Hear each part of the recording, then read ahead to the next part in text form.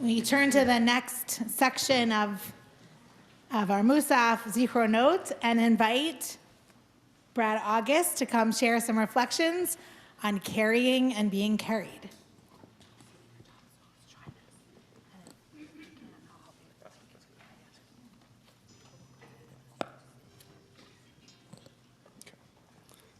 Hi, everyone. So I'm going to talk about what happened in July 2020.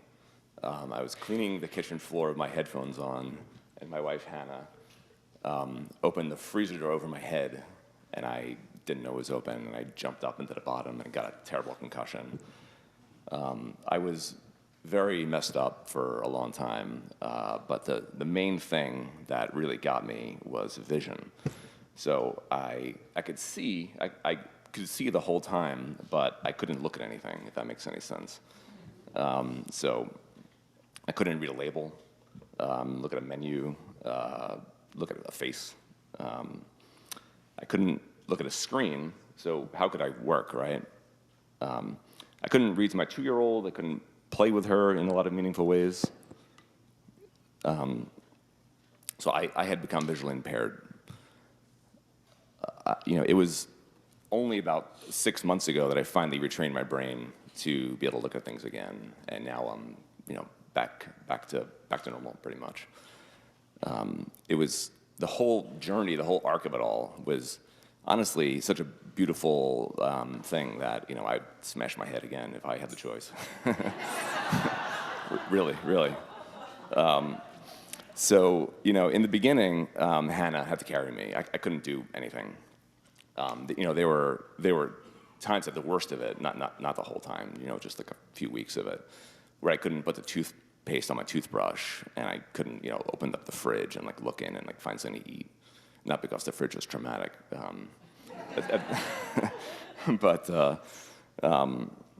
so she had to read me my texts, and then edit my responses. And there was this one text chain that was all potty humor, and I would, she'd have to read it to me, and she hated every minute of it.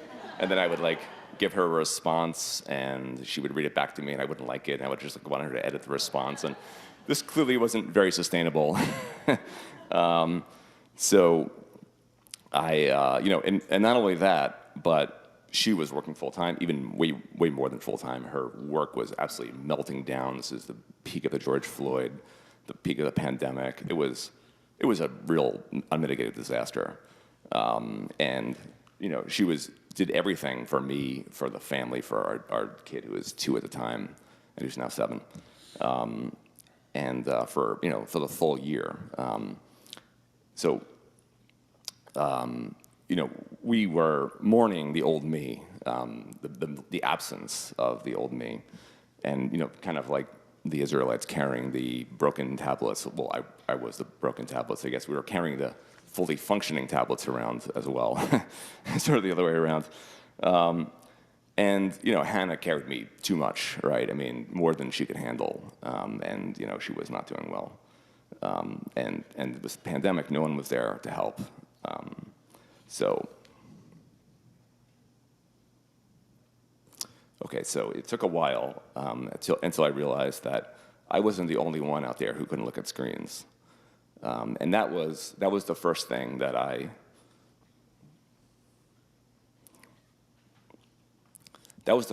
decided to do. It was to be able to look at screens again.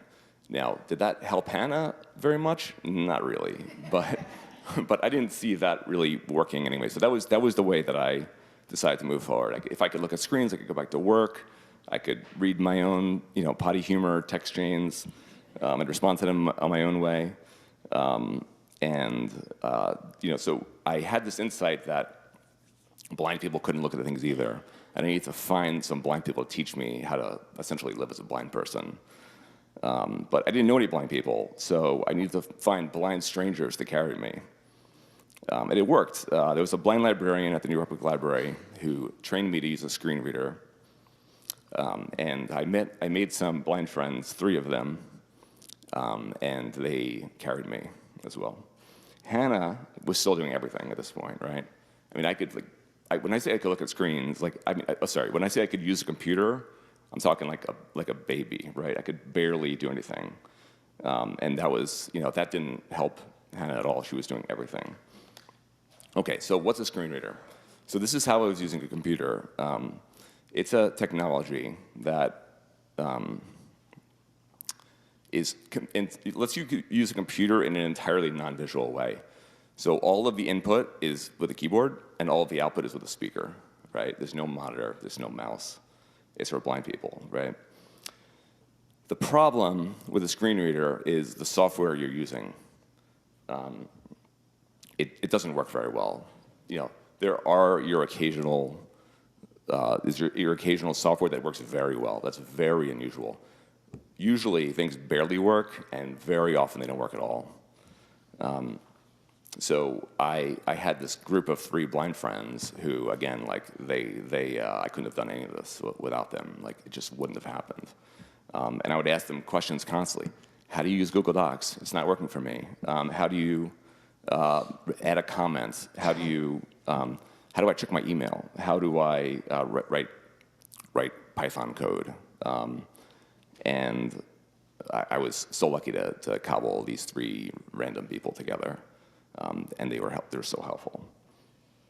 The state of digital accessibility is so bad. I can't overstate how bad it is. Companies know this, and if they don't know it, that's another problem. And it's just expensive to fix. It's very complicated. And if the software doesn't work, you can't do that thing, right? Go do something else. It's just not going to happen. So you have this vicious cycle where accessibility is so bad, so you're not going to hire somebody to do that job because they can't do the job, right? So then you have nobody internally using the software advocating for it to work better, and then the software is so bad, right? The accessibility is so bad. So we're still very much in the cycle. The cycle has not been broken by any stretch, right? About 40%, slightly over, of blind folks are in the workplace. The rest are not. Many of those are being exploited at mop factories, making sub-minimum wage. This is literally an anecdote from a book I read about a mop factory. Very few blind people are operating at a high level, and that's coming from one of the very few who is. And the reason is because it's insanely hard to work when the software you need to use doesn't work. You have to be so clever, so determined, and really lucky to find yourself in a space where the software stack for the thing that you want to do actually works for you. Okay, so I went back to work with a screen reader. I had no idea how hard it would be. That's why I did it. I was terrible at my job. I spent the first month trying to check my email until I realized that it didn't work. It wasn't accessible, and I had to work with them to fix it. And at that moment, I started contributing to my company by helping to make things accessible, and it was really a very rewarding process. I also eventually was able to start contributing at work because I learned how to write code, which is something I actually like to do anyway. So that actually all started to work out. I couldn't do anything else, pretty much. And again, how did I do any of this? My blind friends taught me how to do everything. So at first, they were supporting me, and then, slowly I became part of the community, and we were helping each other. Although they were still helping me much more, obviously. But I was already helping to carry the community at that point because I was reporting everything that was broken, and I was using my perch at my company to go to third-party software providers and say, hey, your software doesn't work and I need to use it, and you got to fix it as well. So whenever anything was broken, I would report it. I would get in a Zoom call with somebody and show them me failing to use their product. And it was really impactful. A lot of those people were like, whatever, and a lot of them fixed it, and sort of a community started to build just with all of these people that I met with randomly. So one of these three blind friends of mine said that the thing I had going for me was my entitlement, which is usually not a compliment, but I think she meant it as one. The way, as she put it, the blind community, and she would know, has been so beaten down over their lives. The stories I've heard are just going to blow your mind, but I'm not going to tell them all. And you just come to accept that things are never to be accessible, and that the world is hard, and you just gotta thread the needle and find something you could do, and just stick with that, and you're good. But I didn't live that life, and I came in, just having recently been a fully abled person, and I'm, let's say, a white man, and throw it all in there, and I just think things should work for me, and I went with that, right? And I still think that, despite everything. So I was advocating for accessible software. For instance, I want to check my email. I think I deserve to check my email. Just think about for a second what it means if you can't check your email. Just think about that for a second.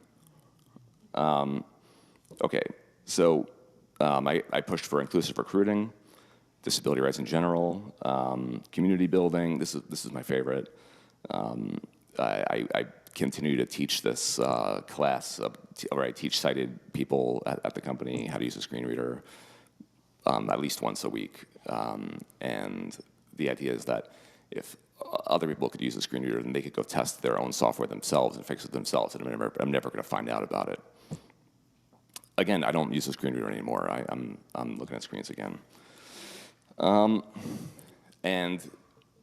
I seized the opportunity that I had by having a job. I think the most powerful thing I could do very often was to fail to do something and tell people that I failed. And I made progress, and I found lots of meaning. And then when I finally got better, it was bittersweet.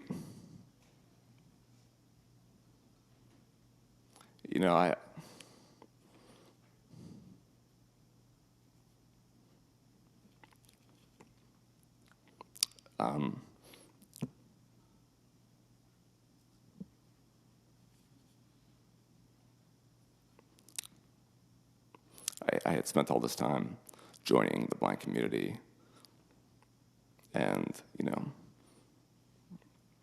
finding common cause, and then I wasn't part of it anymore. I'll be brief here. And I wasn't using accessibility software anymore, so I wasn't really testing it. And I guess this is the dream, right? Where you get lemons and you make lemonade.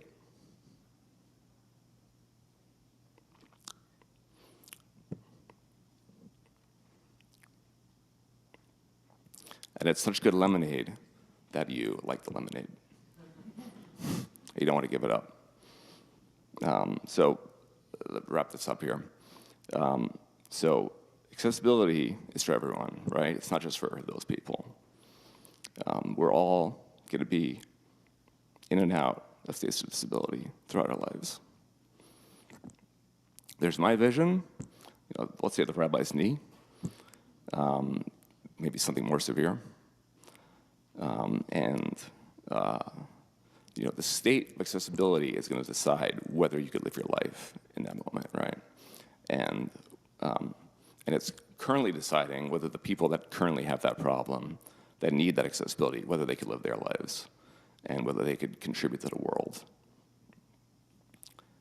So what could I say? Let's go out there and use our influence and to improve accessibility and carry others and build a world that could better carry us when we need it.